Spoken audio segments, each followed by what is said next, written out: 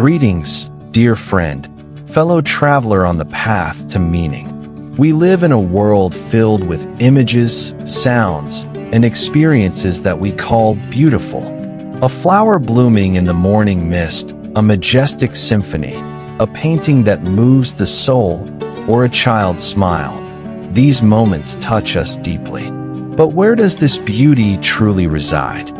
Is it an objective quality inherent in things, like color or shape, waiting to be recognized? Or is it merely a feeling, a judgment, a reflection of the observer's mind, shifting with each individual, each culture, each era? The question, is beauty objective, is one of the oldest and most persistent contemplations of philosophy and the human experience. Today, let us explore its many facets, hear the voices of great thinkers, and discover what ancient wisdom may reveal. The debate about the nature of beauty often oscillates between two main views. On one side are those who believe in the objectivity of beauty, that certain universal standards or intrinsic qualities make something beautiful, independent of subjective opinion. From Plato and Aristotle in ancient Greece, who associated beauty with order, proportion, and harmony, to some modern aestheticians, this view has endured. On the other side are those who argue that beauty is entirely subjective, that it lies in the eye of the beholder. In this view, there are no universal standards. Beauty is a matter of personal taste, shaped by individual experience, education, and cultural context. The German philosopher Immanuel Kant sought a middle way. He believed that while aesthetic judgments are not based on logical concepts, they carry a sense of universality. We expect others to agree when we call something beautiful. On this Noble Wisdom Path, we'll explore these perspectives. More importantly, we'll see how Buddhist insight, with its deep understanding of the role of the mind, citta, in shaping experience, and teachings on impermanence, anicca, non-self, anatta, and emptiness, sunyata, can offer a profound contribution to this timeless question. Our channel, The Noble Wisdom Path, is honored to accompany you on this journey, not just in pursuit of a definitive answer, but to deepen our appreciation of one of life's most mysterious dimensions. Philosophical perspectives on beauty. Let us begin with those who believe in objective beauty. Plato taught that true beauty lies not in the individual things we perceive, but in the form of beauty itself, a perfect, eternal, and unchanging reality. What we call beautiful in this world are mere shadows or reflections of that ideal. Aristotle, though more pragmatic, also connected beauty with attributes like order, taxis, symmetry, symmetria, and definiteness, charismanon. A beautiful object or being, for him, possesses harmoniously arranged parts serving a purpose. This idea of objective beauty persists in many forms. Some point to natural laws, golden ratios, or mathematical structures underlying our sense of beauty. The appeal of a symmetrical face or the harmony of music may be linked to such principles. Yet, this view is challenged when we look at the vast diversity of aesthetic standards across cultures and eras. What is considered beautiful in one place may not be in another. This brings us to the subjectivist view. The Scottish empiricist David Hume argued that beauty is not a property of the object, but a sentiment in the mind of the observer. Beauty is no quality in things themselves. It exists merely in the mind which contemplates them, and each mind perceives a different beauty. For Hume, aesthetic judgment arises from feeling, taste, and social convention. Immanuel Kant offered a more nuanced view. He distinguished between the agreeable, which is entirely subjective and tied to personal pleasure, and the beautiful, which, though based on feeling, carries a claim to universality. When we call something beautiful, we implicitly expect others to agree.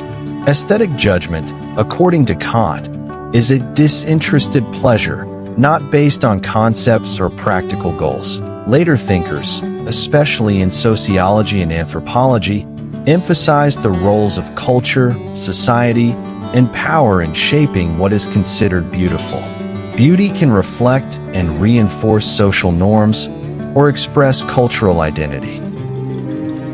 The light of Buddhist wisdom. From the perspective of applied Buddhism, the question of whether beauty is objective or subjective is illuminated by insights into perception and reality. Buddhism teaches that all our experiences, including beauty, arise through the complex interaction of the senses, 6 faculties, sense objects, 6 fields, and consciousness, 6 kinds. What we call beautiful is not an independent entity, but an emergent experience born from this dependent interplay. The insight of impermanence, anicca, reminds us that all things, even those we find beautiful, are constantly changing. A radiant flower today may wither tomorrow. The beauty of youth fades. Clinging to fixed forms of beauty inevitably leads to suffering. The insight of non-self, anatta, teaches that there is no permanent, separate self that perceives beauty. The perceiving subject itself is a process, changing, dependent, and without fixed identity. This can help us loosen self-centered views about beauty.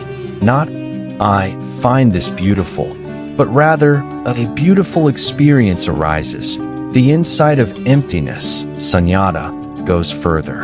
It reveals that neither objects nor consciousness have intrinsic, independent essence. Beauty is neither solely in the object nor arbitrarily in the mind.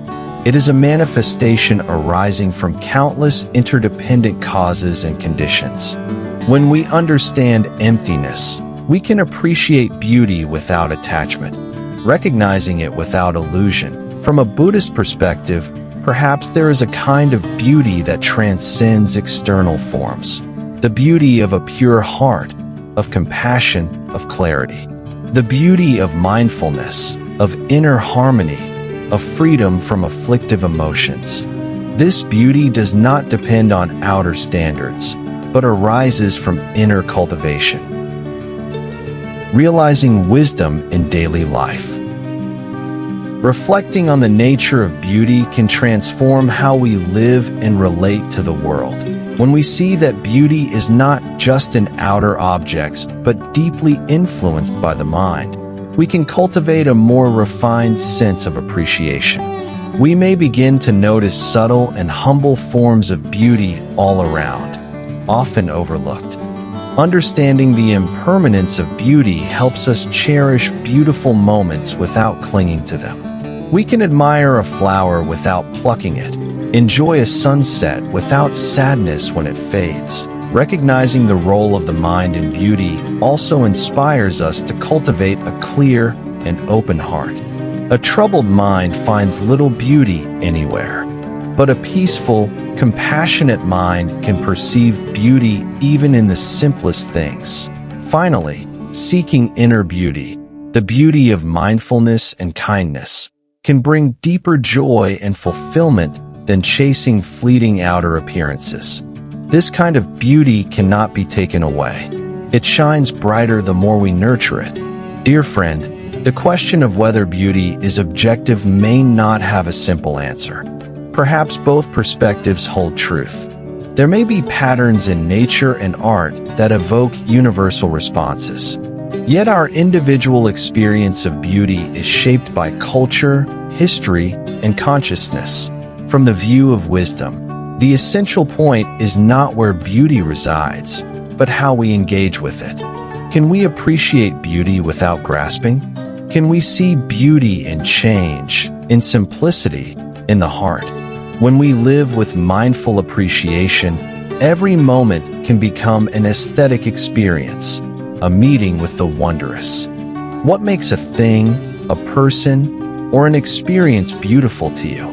Do you believe in objective standards of beauty? Please share your thoughts in the comments below. If this journey has brought you meaningful insights, please show your support by clicking like. And to continue exploring the beauties of wisdom and life together, we invite you to subscribe to the Noble Wisdom Path. You'll also find many other enriching topics in our channel playlists. Thank you for listening. May you find beauty in every moment and peace in your heart.